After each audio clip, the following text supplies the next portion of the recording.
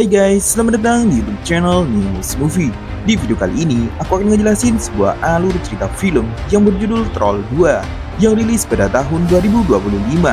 Film ini menceritakan kebangkitan troll Jotun yang mengamuk karena dendam masa lalu terhadap manusia. Nora dan kawan-kawan kembali beraksi menghentikannya dan mengungkap sejarah kelam Norwegia. So, gak usah berlama-lama lagi, langsung saja kita masuk ke alur ceritanya.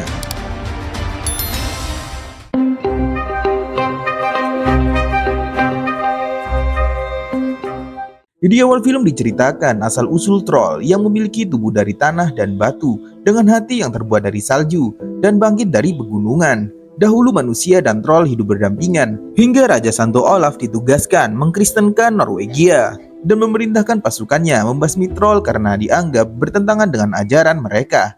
Sehingga para troll terusir dan berubah menjadi batu saat terkena sinar matahari. Sejak saat itu para troll membenci ajaran Kristen dan sang raja pun akhirnya berhasil membasmi mereka. Kita lalu diperlihatkan dengan Nora kecil yang sedang dibacakan dongeng pembantaian troll oleh ayahnya yaitu Tideman dan ibunya yang bernama Matilde. Matilde meminta Tideman untuk menyudahi cerita dongengnya agar Nora kecil ini segera tidur. Sementara itu, Matilde memiliki riwayat penyakit langka. Nora yang gak bisa tidur itu pun meminta ibunya bernyanyi dan Matilde menuruti permintaan tersebut dengan menyanyikan lagu tentang troll. Kembali ke masa kini, Nora tinggal di Jotunheim yang mana tempat itu diselimuti salju. Tak lama kemudian Nora kedatangan tamu seorang pria misterius dengan jaket yang tebal. Dari belakang Nora langsung menghajar pria itu dan berhasil memojokkannya. Ternyata ia adalah Andreas Isaksen, penasihat Perdana Menteri dan teman perjuangan Nora menghentikan troll di film pertamanya. Dan sudah lama sekali mereka tidak bertemu setelah pertempuran itu. Kedatangan Andreas kemari untuk meminta bantuan Nora untuk mendatangi proyek rahasia. Namun Nora menolak permintaan tersebut. Setelah kejadian troll itu, Nora memutuskan untuk mengundurkan diri dari komisi troll. Tak hanya itu, istana kerajaan ingin Nora ditahan. Andreas terkejut melihat buku ciptaannya yang ternyata Nora suka membacanya. Dan Andreas pun sangat respect. Karena Nora menolak permintaan itu, Andreas akhirnya terus terang jika ia telah menemukan makhluk troll itu lagi. Nora pun akhirnya menerima permintaan Andreas itu. Di perjalanan Andreas meminta Nora menandatangani surat perjanjian untuk tutup mulut demi menjaga kerahasiaan proyek ini. Andreas dan Nora akhirnya sampai di pembangkit listrik yang ada di kota Femork. Setibanya di sana, Nora langsung disambut oleh Profesor Moller dan Wangel, yang mana di film pertama, Nora sering berdebat dengan mereka. Mereka menjelaskan kepada Nora jika proyek rahasia pemerintah ini bernama Proyek Jotun. Nora lalu dibawa ke ruang rahasia. Di tempat itu Nora dibuat terperangah melihat ada makhluk troll itu lagi dan troll tersebut sedang hibernasi. Andreas menjelaskan jika makhluk troll yang satu ini memiliki nama mitologi yaitu Jotun. Namun Andreas memberinya nama sendiri yaitu Megatroll. Profesor Moller dan Wangel menjelaskan jika mereka telah menyiapkan pengamanan super menggunakan sinar UV mencegah apabila sang monster sewaktu-waktu mengamuk. Lalu datang Profesor Marion yang bertanggung jawab sebagai pengawas proyek ini dan merupakan ahli biologi evolusioner. Profesor Marion kurang senang dengan kehadiran Nora, namun hal ini dilakukan Andreas demi menyelamatkan proyek Jotun yang akan segera ditutup. Sejak troll Jotun ditemukan, komputer hanya mampu mendeteksi denyut nadinya saja. Analisis menunjukkan bahwa tubuh troll menyerupai hutan dan memiliki DNA yang mirip dengan pohon cemara. Nora menegaskan bahwa troll memang perwujudan alam dan mereka bukanlah hewan. Andreas juga ingin menunjukkan sesuatu lagi pada Nora. Namun sebelum itu, ia memberitahu jika dirinya telah menikah dengan Sigrid. Nora pun sangat senang dan memberi selamat kepada mereka berdua. Andreas lalu memperlihatkan sebuah catatan milik Raja Saint Olaf yang berhasil ditemukan.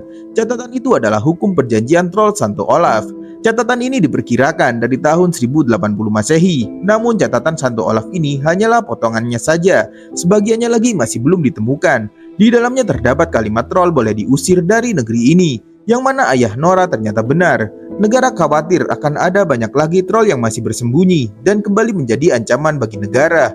Maka dari itu tujuan proyek Jotun ini untuk menghentikan hal itu terjadi. Namun penelitian ini mengalami kemandekan dan terancam ditutup. Maka dari itu Andreas membutuhkan Nora karena hanya dia yang memiliki pemikiran di luar nurul.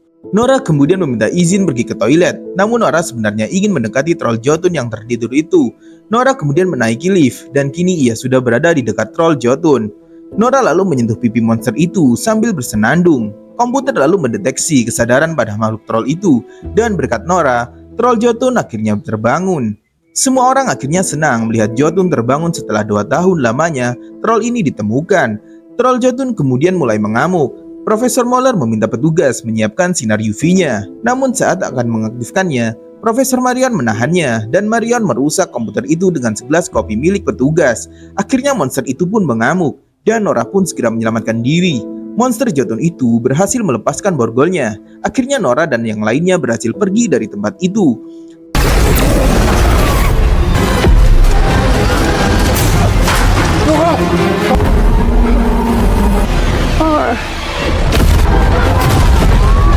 Troll Jotun akhirnya bebas dari tempat penelitian dan langsung pergi meninggalkannya.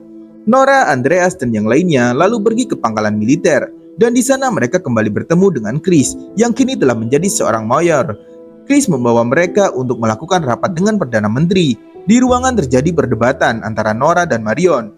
Nora menilai proyek rahasia pemerintah ini sangat berbahaya karena mereka memperlakukan troll sebagai ancaman. Tak lama kemudian Perdana Menteri yang baru tiba, ia adalah Martin Bridgman. Perdana Menteri Martin sebenarnya khawatir dengan proyek Jotun. Marion meminta satu kesempatan lagi untuk mengendalikan makhluk itu. Namun Nora menegaskan bahwa troll tidak bisa dikendalikan. Demi keselamatan negara, Perdana Menteri ingin segera melumpuhkan troll tersebut. Namun Nora kembali membelanya. Martin kemudian mengingatkan Nora bahwa kakaknya tewas akibat gagalnya serangan lonceng kepada troll pada saat itu. Dan ia tidak ingin mengulangi kesalahannya. Nora masih merasa bersalah pada tewasnya Raja Troll, masih menyimpan batu dari tubuh sang raja, dan ternyata Andreas menyimpannya juga. Andreas lalu menasihati Nora bahwa dari kesalahan itulah ia bisa mendapatkan pelajaran terbaik, dan Nora harus tetap berjuang. Nora kemudian mengajak Andreas untuk pergi ke suatu tempat.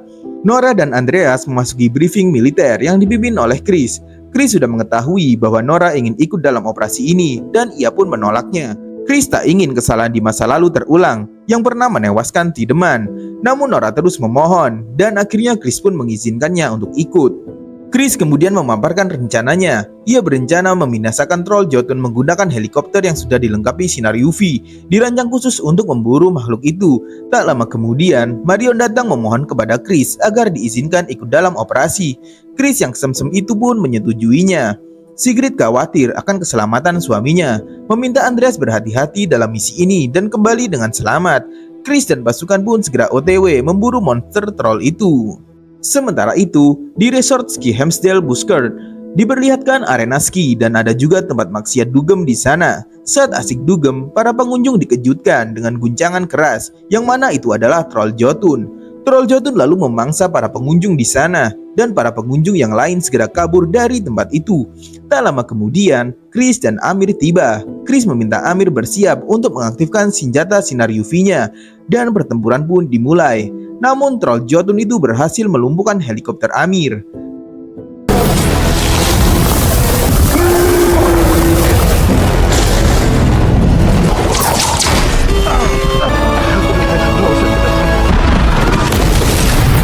Kehilangan sahabat membuat Chris sangat murka terhadap troll Jotun. Sementara Nora berusaha menenangkannya. Troll Jotun seolah mengingatkan mereka untuk tidak macam-macam dengannya, dan Jotun pun lalu pergi. Singkat cerita, petugas mengevakuasi bangkai helikopter dan jasad Amir. Chris benar-benar sedih atas gugurnya sahabatnya ini.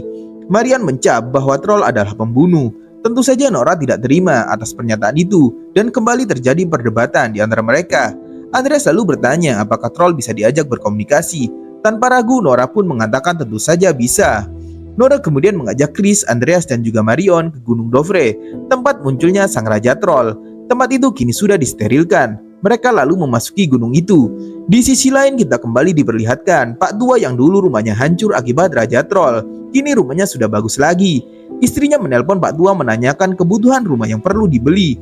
Tak lama kemudian troll Jotun itu muncul dan tanpa disengaja ia menginjak rumah Pak Tua itu dan rumah itu pun kembali hancur. Sementara itu, Marion yang kini mulai dekat dengan Chris mengucapkan belasungkawa atas gugurnya Amir. Chris menganggap Amir sebagai saudaranya. Nora dan teman-temannya tiba di lokasi jebakan Raja Troll yang dibuat oleh Raja Saint Olaf. Di sana juga terdapat simbol-simbol Kristen yang digunakan untuk menyiksa troll. Namun sang Raja Troll berhasil selamat dari jebakan maut itu, dan Nora yakin bahwa anak Raja Troll juga masih hidup. Nora mencoba memanggil anak Raja Troll itu dengan mengetuk-ngetuk batu dari tubuh sang Raja Troll. Andreas mencium aroma hipernatural. Dan tak lama kemudian, anak Raja Troll menampakkan wujudnya. Nora meminta teman-temannya untuk tetap tenang. Nora kemudian memperlihatkan batu milik Raja Troll yang membuat anak troll itu tampak sedih. Nora sendiri sudah berkali-kali datang ke tempat ini. Nora lalu menyentuh troll tersebut sambil bersenandung. Marion yang melihat itu pun sangat takjub. Nora juga menyuruh Andreas menyentuh troll tersebut sambil bersenandung. Dan anak Raja Troll ini pun kini percaya kepada Nora dan kawan-kawan, serta menganggapnya sebagai sahabat. Nora memberi nama troll ini Si Ganteng. Nora kemudian meminta bantuan Si Ganteng untuk menghadapi troll Jotun. Nora kemudian berdiri di tengah salju untuk menyambut kedatangan Jotun. Sementara yang lain berada di dekat helikopter. Jotun kini sudah terlihat. Nora lalu melepaskan flare gun ke langit. Si Ganteng yang berkamuflase itu lalu menampakkan wujudnya di hadapan Jotun. Dirinya berusaha menjelaskan kepada Jotun jika manusia itu baik dan jangan memusnahkan mereka. Namun Jotun yang sudah dendam dengan manusia tidak peduli dan akhirnya terjadi pertarungan di antara mereka. Sementara Nora dan kawan-kawan segera pergi dari sana.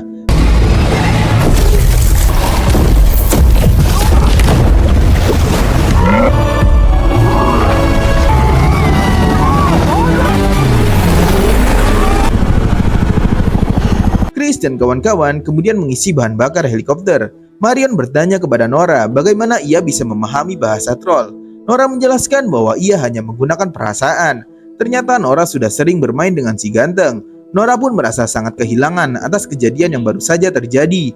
Marion menyadari bahwa rute yang dilalui troll Jotun tampaknya mengarah ke makam Santo Olaf yang berada di kota Trondheim. Menyadari hal tersebut, Nora kembali membuka catatannya dan teringat pada penjelasan Tideman tentang pembantaian para troll yang dilakukan Raja Santo Olaf demi pengkristenan negeri. Makam Santo Olaf sendiri terletak di gereja Santo Olaf. Nora menyimpulkan bahwa Jotun berniat melakukan balas dendam. Nora dan kawan-kawan lalu menuju ke kota Trondheim. Setibanya di sana, mereka disambut oleh Esther Johan, merupakan pengurus gereja Santo Olaf ini. Ia juga mengenal baik pada Tideman. Ender mengajak mereka untuk masuk ke gereja. Gereja ini sudah berdiri sejak tahun 1070 dan gereja ini dulunya memerintah negara dengan tangan besi. Nora memberitahu jika troll Jotun akan datang kemari untuk balas dendam. Ternyata makam Olaf masih belum diketahui keberadaannya, namun yang pasti berada di gereja ini. Esther lalu memandu Nora dan kawan-kawan memasuki ruang bawah tanah. Esther juga bingung kenapa mayat Olaf disembunyikan oleh gereja ini. Nora dan kawan-kawan dipersilahkan untuk mencari keberadaan makam Olaf yang disembunyikan itu. Nora dan Marion lalu melihat ada simbol Kristen yang sama dengan yang ada di Gunung Dovre. Nora dan kawan-kawan memasuki ruangan bersimbol itu. Di sana terdapat lukisan Raja Saint Olaf yang sedang terluka. Saat Andreas mengeceknya, ia tak sengaja menjatuhkan bagian dinding lukisan hingga mereka menyadari ada lubang kecil menuju sebuah ruangan. Esther kemudian menemukan bahwa posisi lubang itu persis berada di bagian Raja Saint Olaf ditikam. Nora pun mencoba memasukkan besi ke sana yang ternyata berfungsi layaknya lubang kunci untuk membuka pintu rahasia. Nora dan Andreas lalu memutar dinding tersebut dan benar terdapat sebuah ruangan di sana yang ternyata makam Raja Saint Olaf. Nora dan kawan-kawan kemudian membuka peti makam Saint Olaf itu. Di dalamnya terlihat sang raja telah menjadi mumi. Esther bersyukur akhirnya makam sang raja berhasil ditemukan. Namun ia heran melihat pedang Olaf yang tidak berkarat sama sekali. Chris menjelaskan jika pedang itu terbuat dari perak, bahan yang sebenarnya sangat tidak cocok untuk dijadikan sebuah senjata. Nora juga menemukan sebagian catatan Saint Olaf yang hilang itu. Andreas kemudian meminta bantuan Sigrid untuk menggabungkan catatan ini dengan yang ada di pangkalan. Catatan itu berisi bahwa troll tidak boleh diusir. Atas semua ketidakadilan mereka kepada Jotun, bangsa troll akan mendapatkan tempat tinggal. Dan kesimpulannya, Raja Olaf sebenarnya tak ingin mengusir bangsa troll, dan itulah alasan sang raja dibunuh. Nora menyadari jika Jotun tidak balas dendam kepada Raja Olaf, melainkan ingin membalaskan kepada semua warga Norwegia. Di sisi lain, pemberitaan seluruh dunia meliput kemunculan kembali sosok troll yang memakan korban jiwa. Netizen merasa bingung mengapa tragedi ini kembali menimpa Norwegia dan bertanya-tanya ada berapa banyak troll yang dimiliki negara ini. Pak tua dan istrinya kembali diliput karena menjadi korban troll yang kedua kalinya. Dan media memberitahu jika troll Jotun akan menuju kota Trondheim. Insiden ini juga mendapat kecaman internasional dan Norwegia kini terancam lenyap. Perdana Menteri Martin melakukan jumpa pers, menjelaskan bahwa kota Trondheim akan musnah. Ia akan mengevakuasi seluruh warga Trondheim, dan Perdana Menteri masih belum menemukan solusi menghentikan ancaman troll Jotun. Chris mendapat laporan dari jenderal jika Jotun 2 jam lagi akan tiba di kota Trondheim. Chris dan kawan-kawan diminta untuk meninggalkan kota tersebut, namun Chris memilih untuk menyelamatkan kota ini. Begitupun dengan Nora dan kawan-kawan. Mereka rela berkorban demi menghadapi Jotun. Mereka kemudian berdiskusi dan membuat rencana untuk menghentikan monster itu. Nora dan kawan-kawan akan mengalahkan troll Jotun berdasarkan informasi Raja Olaf yang sudah mereka kumpulkan. Nora dan kawan-kawan akan mengalahkan Jotun menggunakan air suci gereja. Untuk menjalankan planningnya ini, mereka membutuhkan banyak personil. Akhirnya Chris dan Profesor Marion itu meminta bantuan warga Trondheim untuk bekerja sama menghadapi troll Jotun, dan mereka pun sangat antusias. Andreas dan Esther kemudian membunyikan lonceng gereja. Seluruh warga Trondheim, Nora dan kawan-kawan bahu-membahu membawa air suci ini ke pihak militer. Air suci itu lalu dimasukkan ke dalam amunisi tentara. Mayor Chris memerintahkan pasukannya untuk bergerak cepat karena sebentar lagi monster itu akan tiba. Nora dan Andreas kembali berbincang. Andreas sangat percaya kepada Nora untuk melawan monster troll. Nora juga mengatakan bahwa semua ini bisa terjadi berkat bantuan Andreas. Sebenarnya Nora kembali tidak percaya diri dengan rencananya ini, namun Andreas selalu menyemangatinya bahwa rencana ini pasti berhasil. Malam hari pun tiba, seluruh pasukan kini telah bersiap. Ternyata Esther merupakan penggemar berat buku karya Andreas. Tak lama kemudian troll Jotun itu pun muncul. Chris mengomandoi pasukan militer untuk bersiap. Andreas diminta untuk membunyikan lonceng gerejanya. Hal itu pun membuat troll Jotun kesakitan. Chris kemudian memerintahkan pasukan untuk menembaki monster itu. Namun serangan air suci itu tidak mempan. Akhirnya Nora dan kawan-kawan menyelamatkan diri.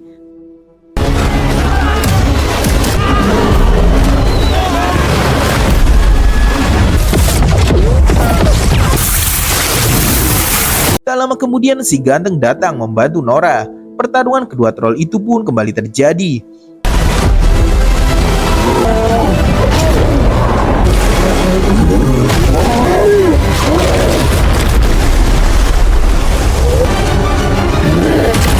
Marion menjelaskan jika Jotun hanya bisa dikalahkan apabila air suci itu terkena organ vitalnya.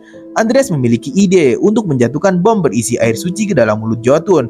Karena tidak ada cara lain, Chris pun mengikuti ide gila Andreas ini. Sementara itu, Nora bertugas untuk mengalihkan perhatian si troll Jotun. Chris meminta Andreas memberitahu caranya agar si Jotun mau membuka mulutnya. Nora dan Marion terus menembaki monster Jotun. Sementara itu, Chris sudah menerbangkan helikopternya. Tanpa disengaja, bom itu hampir saja jatuh. Beruntung Andreas berhasil menangkapnya, namun tidak dengan detonatornya. Chris memberitahu jika bom itu masih bisa diledakkan dengan cara manual. Lalu ia memberikan granat kepada Andreas. Jotun membuat si ganteng tidak berdaya. Nora terus menembaki troll Jotun untuk membantu si ganteng. Andreas mendesak Chris untuk terbang mendekati monster tersebut. Chris pun menuruti perintah itu. Sementara Andreas memberikan pesan terakhirnya kepada Sigrid. Ia mengatakan bahwa dirinya mencintai Sigrid dan buah hatinya. Andreas kemudian mengorbankan dirinya untuk dimakan monster itu agar bisa meledakkan bom air suci dari dalam. Pengorbanan Andreas akhirnya membuahkan hasil. Ledakan tersebut membuat tubuh troll Jotun terbakar dan perlahan-lahan hancur. Dari belakang si ganteng menikam jantung si Jotun itu, dan akhirnya Jotun pun berhasil dibinasakan. Nora dan kawan-kawan sedih karena kehilangan Andreas. Namun berkat mereka berempat, kota Trondheim akhirnya berhasil selamat. Beberapa bulan setelah tragedi itu, makam Raja San Olaf dibuka untuk umum. Sementara itu, Sigrid telah melahirkan anak dari Andreas. Berkat pengorbanan Andreas, kini Nora, Chris Marion, dan Sigrid memiliki ikatan keluarga yang kuat.